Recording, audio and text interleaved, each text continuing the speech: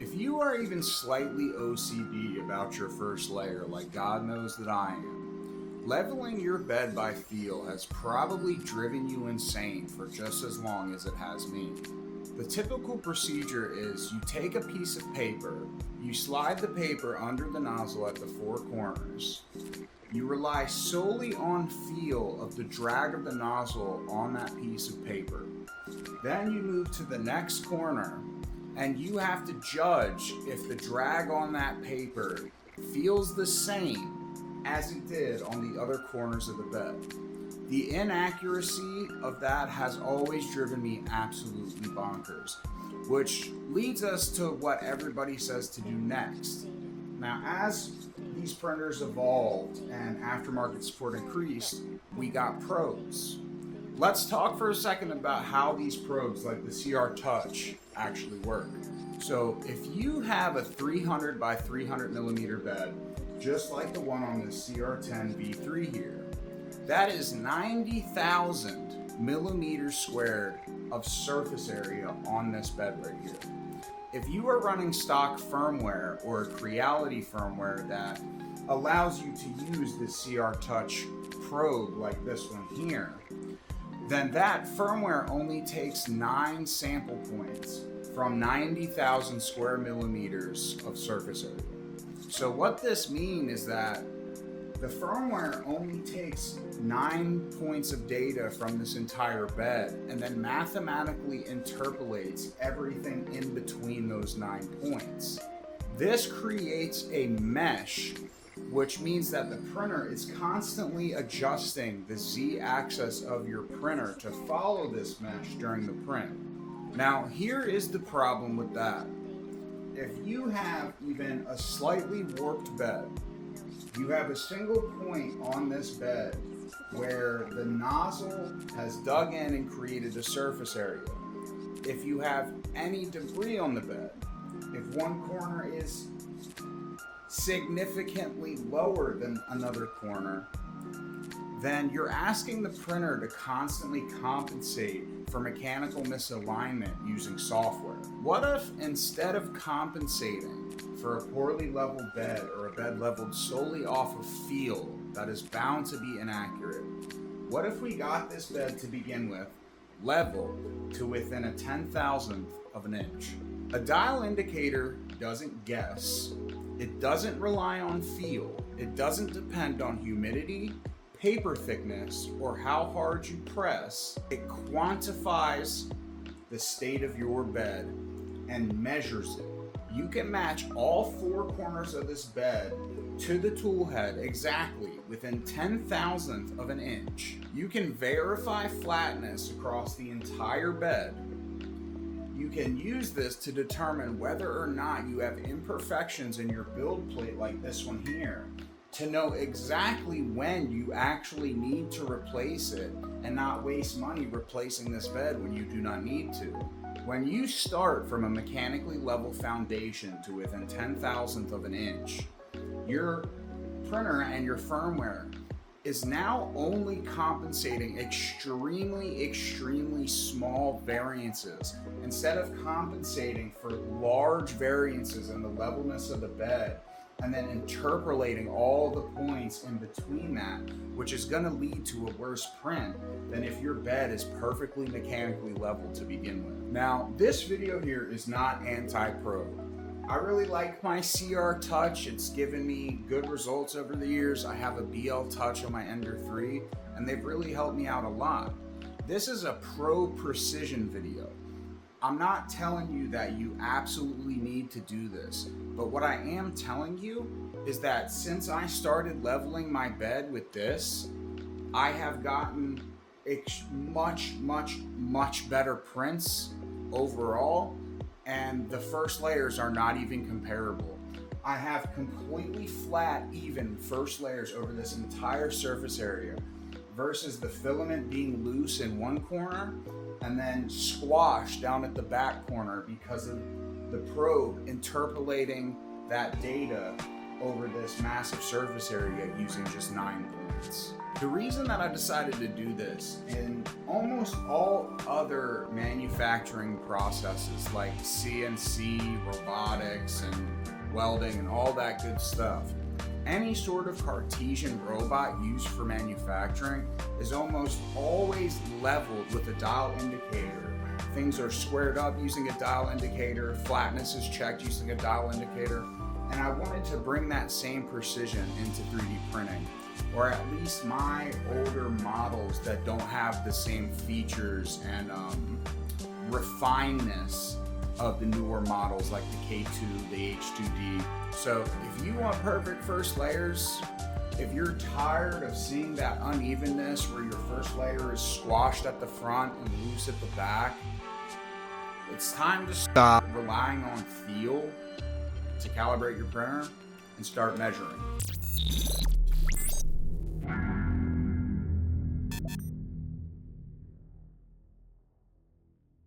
In this video, we are going to be designing and building the mounting system that allows us to mount this dial indicator to the tool head of the CR10.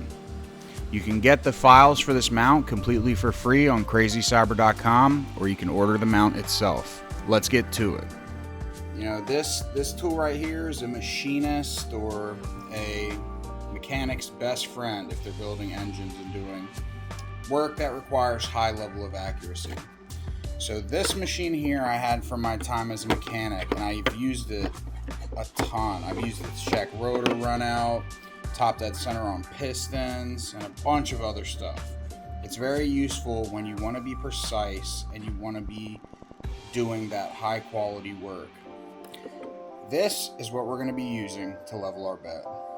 You can see in this case that there are attachments to actually mount this thing, but none of these will work with this specific setup because we need to mount it to the tool head itself, because that's what's going to be moving over the flat plane.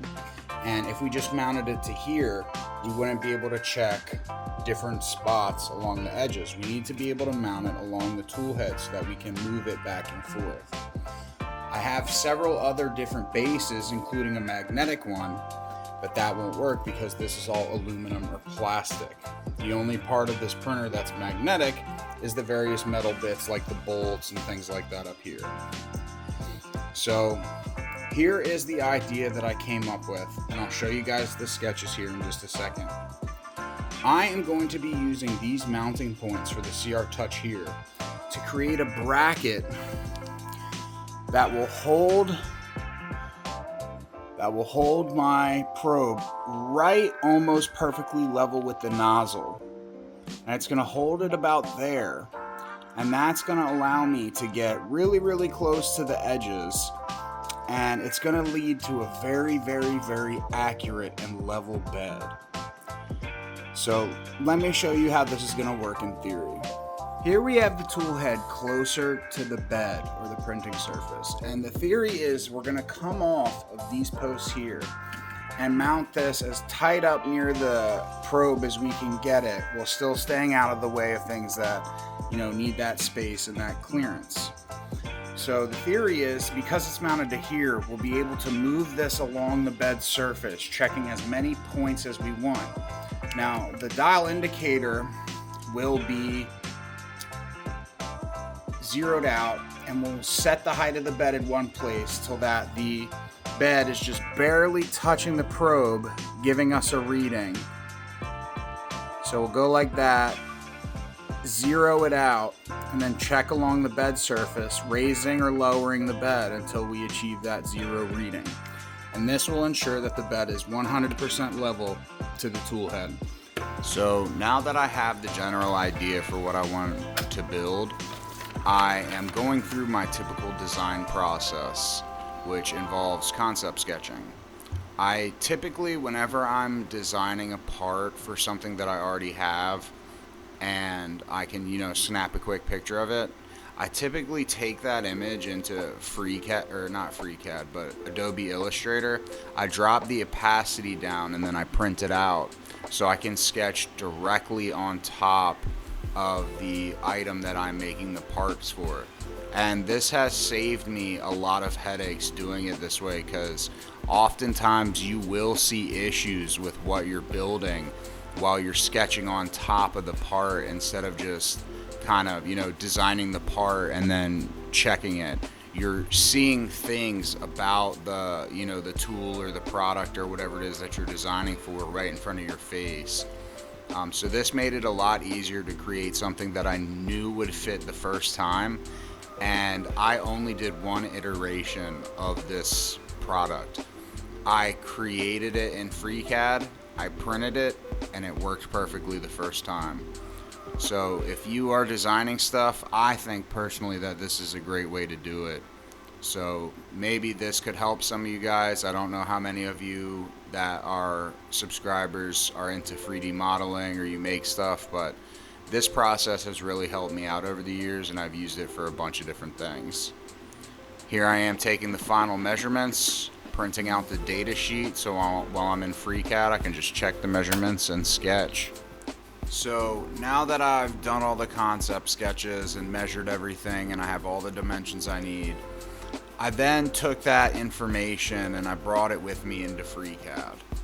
Now, you guys know that I love FreeCAD. I think it's one of the greatest gifts ever given to the maker community. But this was an absolute nightmare for me. I was running into all sorts of topological naming errors, and when I would try to sketch holes, they would just completely disappear. The entire part would disappear. And after literally 3 days for a part that should have taken 5 minutes, I found the suppress feature option, and that was the only thing that allowed me to complete this design in FreeCAD. I really want to stick with FreeCAD. I really love it, and I really have a deep sense of satisfaction whenever I design something in it. I'm thinking about switching to Fusion 360. I've had many people tell me don't go FreeCAD, go Fusion 360. So if there's any FreeCAD chads in the comments by any chance who could maybe give me some tips or pointers on maybe why that was happening and what I can do to avoid errors that crash the part in the future. I think I'm still going to keep with FreeCAD, but I'm also going to learn Fusion 360, I think, as well. If you guys know about FreeCAD and you've run into issues like that and you figured out how to solve them, please let me know in the comments. I would love to pick your brain, and I would love to, get a chance at some of that knowledge, because I really do appreciate FreeCAD and think it's an incredible application that was given to everybody, and that's a beautiful thing. Got a little bit of stringing and a few imperfections around the mounting holes, but the part is done. Let's test the fit, and if everything's copacetic, we'll level the bed for the first time. Actually, before I bolt everything up, I got the M3 hardware kit here. We're gonna test our bore fit. Oh my gosh! I might not even need a set screw. I'm probably gonna put it in just in case. It's just good practice to have that set screw in there through the threaded insert. But I think I'm gonna bolt that up real quick.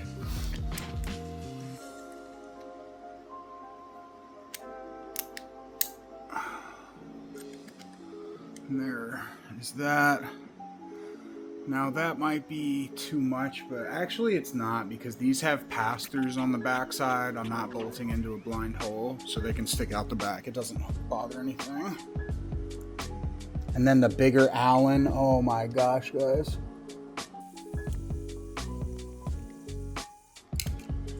Guys, we have dial indicator bed leveling. I finished putting the heat set insert and the set screw in real late last night. So now the only thing to do is throw our indicator in, clear the bed, and level our bed. Got our dial indicator in. Beautiful. Just tighten our set screw down.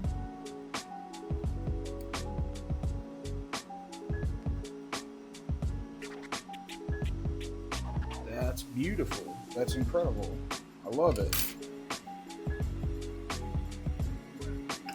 Okay, now we're going to move by 0.1 millimeters.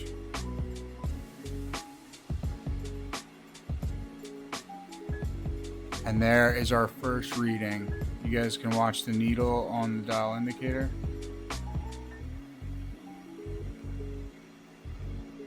Okay, so we are touching. We're gonna come to we're gonna find first our highest point, and then we'll zero out our indicator to that.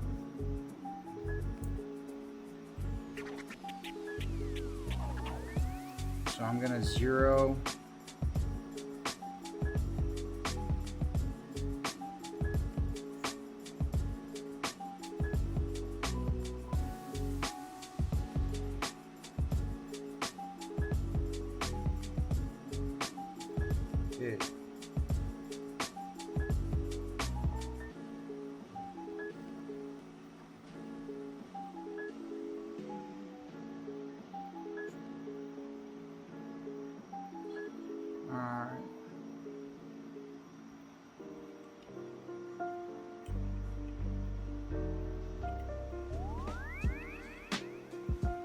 Okay, so that's our zero. So we have our first reading. So now how you do this is you glide along the bed and we come to our farthest point that we can measure here. So we need to adjust this until we hit our zero.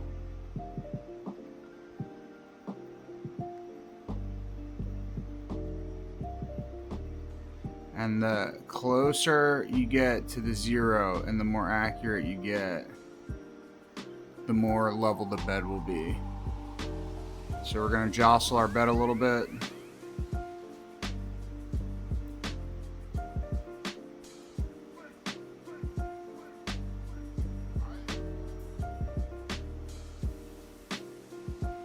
Okay, that's pretty darn good. You can see on the dial indicator that it measures to 1/1000th of an inch. So now let's go back to the other side.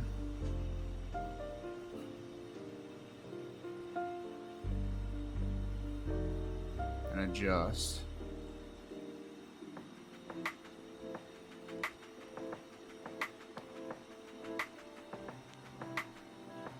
Okay, we're on our zero.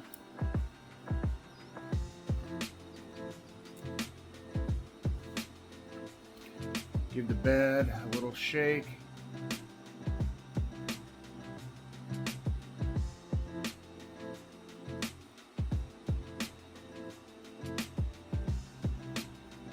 Okay, we're back at zero. Let's go forward and check and see if we're still on zero here. Okay, so it looks like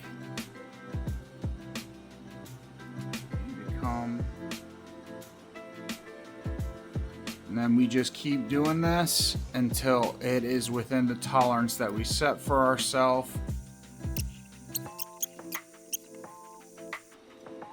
Okay, and the reason we do the tap is so that when the bed settles, we know where it truly ends up. Because you can see I can push up on the bed and push down on the bed, and then where it settles is what matters. Back at zero.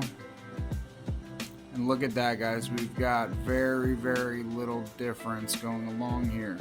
To the point where most likely any of this reading difference is done by this gliding over the rough surface and bouncing it, as well as imperfections in the actual bed itself. Because we're right on zero when the bed settles. Right on zero when we test to see the probe. Alright. So now, guys, we have a bed that is extremely level. Alright guys, so for those of you that don't know, each one of these little lines on this dial indicator is 1/1000th of an inch as indicated on the indicator itself. This small dial is how many turns the needle has made. So when we go across the bed like this,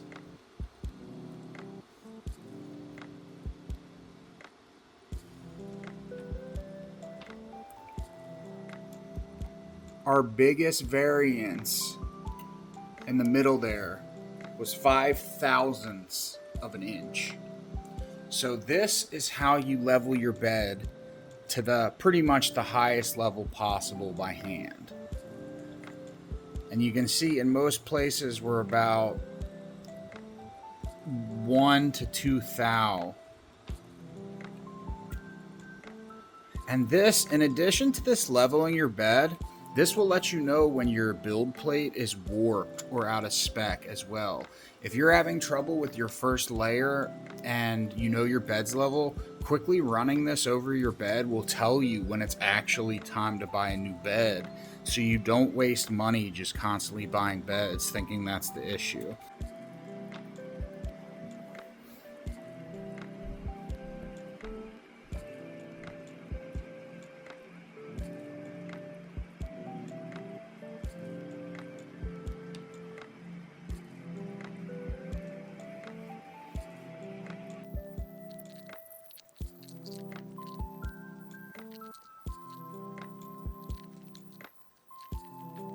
Guys, here we are back on the desk with the first layer test, and I have a couple of other issues unrelated to the leveling. I have an under extrusion issue because I just swapped the nozzle from a 0.8 nozzle to a 0.4 nozzle, and I have not recalculated my E-steps since.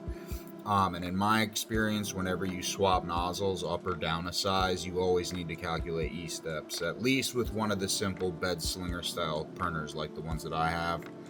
But what I want you guys to pay attention to in this first layer is not these, PLA stains from the bed, but is this the same level of squash and the same thickness all the way around? And it is. This is the surface that was on the bed, and you can see that it is perfect all the way. It is the exact same height. It is the exact same squash all the way through. And that is because we have leveled our bed to within a 10,000th of an inch. Dial indicator bed leveling for the win. Alright guys, so now here we are at the bed. I have previously leveled the bed using my dial indicator. So right at this exact moment, it is extremely level to the tool head of this machine. What I'm going to do to show you guys that aligning and leveling your bed with a dial indicator will always result in a better first layer than if you just rely on the probe. What I'm going to do is I'm going to intentionally misalign the bed diagonally across. I'm going to just twist these and then twist the adjustment knobs here that raise and lower the height of the bed as it sits on these springs. And then after I do that, I'm going to do the same print that I'm going to show you guys so we can compare the first layers. I've already printed the first layer test with the bed extremely level, so now we're going to do it with it unlevel to show you guys that you will get a better result if you either get this STL file from crazycyber.com for free and install this on your machine, or if you don't want to print it and you just want to order it and level your bed to begin with, you can order it from crazycyber.com. So let's misalign the bed. I'm just going to twist these a couple times. Right? Not a huge adjustment. And now we're going to print the exact same test. And this time, we are now relying solely on the probe to interpolate where this bed is across the entire 90,000 millimeter squared surface area using just 9 data points. And we will see what happens. All right, so we have our first lines going down here.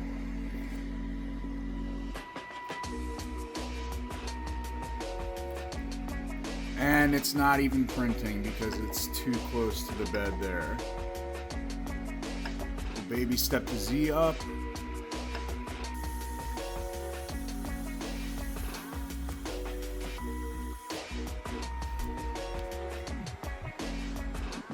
Okay, so I can already see that in this area, it's a lot more squashed than over here.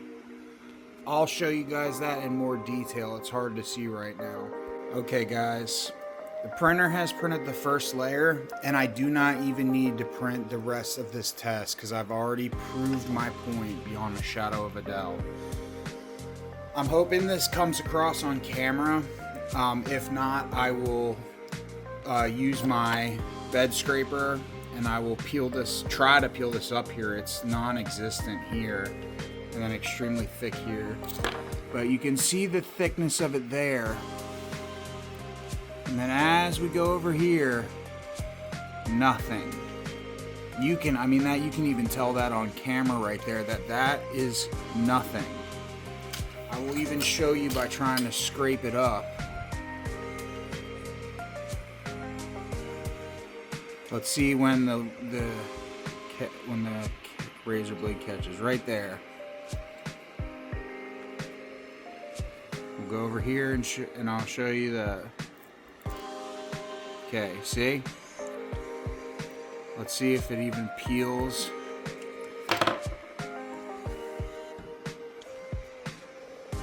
It's gonna break up here because there is nothing on this side. Nothing. Completely flat to the bed. Thick over here. I could even pick it with my finger here. But look what, my nail's not catching any of these until here. My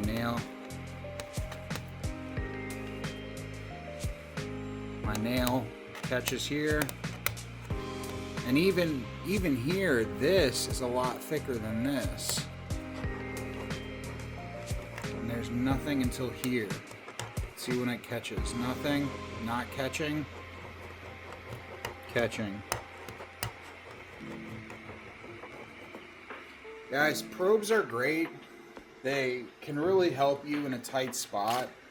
But if you have a Bedslinger style printer, if you're not leveling with a dial indicator, this is going to be your experience relying on the probe.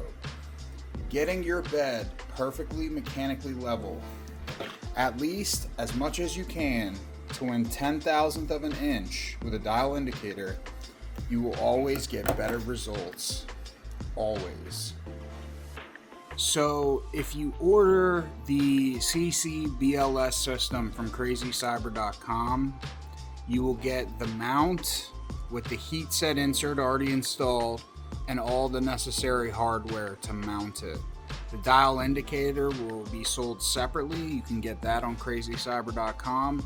You can buy it directly from Gear Wrench, or you can get another brand. As long as the diameter is smaller than 9.5 millimeters, then it will fit in here and you can just hold it in place with the set screw, even if it is significantly smaller than 9.45 millimeters. And any purchase of the mount from crazycyber.com will come with a free gift, most likely one or a few of these stickers. I really enjoy making them, so I'll probably get carried away throwing them in orders, but maybe even one of the huge ones.